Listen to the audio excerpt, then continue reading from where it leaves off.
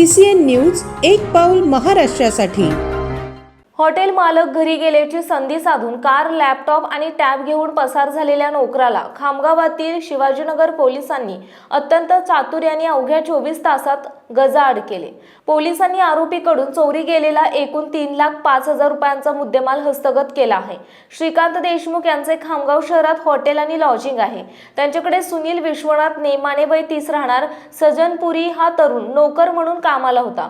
1 April 2026 रोजी मालक श्रीकांत देशमुख हे अंघोळीसाठी घरी गेले असता आरोपी सुनील याने काउंटरवरील मोटोरोला कंपनीचा टॅब, HP चा लॅपटॉप आणि मालकाची रेनॉल्ड क्विड कार क्रमांक MH12TD 5295 असा एकूण 3,05,000 रुपयांचा ऐवज चोरून पोबारा केला।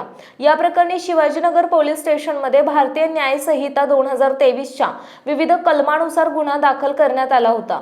दरम्यान गुन्हा दाखल होताच तपास पथकाने वेगाने चक्र फिरवली।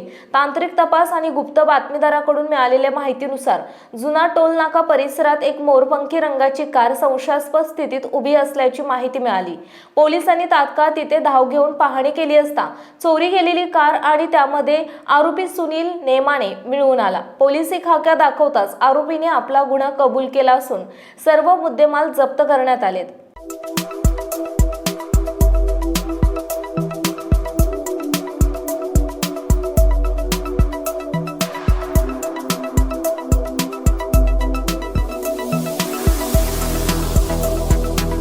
तसेच आपल्या भागातील महत्त्वाच्या बातम्या पाहण्यासाठी CCN न्यूज डेस्क चॅनलला सबस्क्राइब करा आणि बेल आयकॉन प्रेस करा।